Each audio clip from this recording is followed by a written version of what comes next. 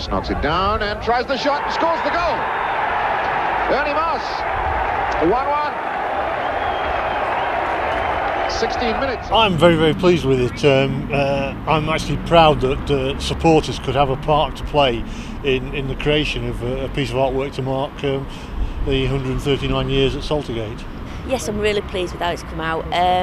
To be honest, Peter's done such a good job championing the project. He's made my job quite easy, really. And I think together we've come up with a design that really is fitting for Saltergate, and I hope that the fans will relate to it and appreciate it. It was a bit of a blank canvas. I think Mel came to it in the same way, that we didn't really know what we were going to come up with.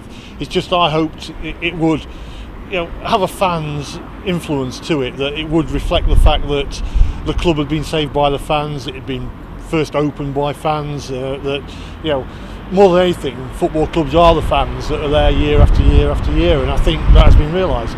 Slightly different. There was going to be 2 trees in the space, and that's sort of what we've got such a small area. We wanted to do something that was quite fitting in a little area. There was going to be 2 trees planned, so we thought if we work with the trees and perhaps have something coming off each of the tree guards or tree grills, make them unique.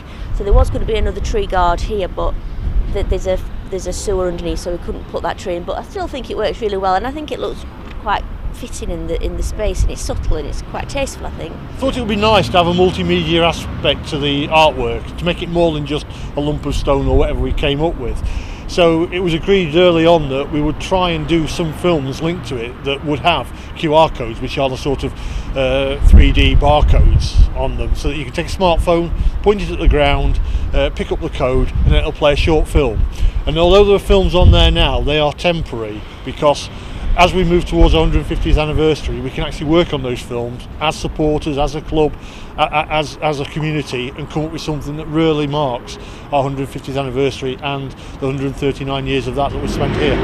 Each one of these images has a QR code on it. So, for example, this one here, which you recognise as the CFSS badge, actually goes through a film that tells you a little bit about fans' involvement at the club and the fact that the club is its fans.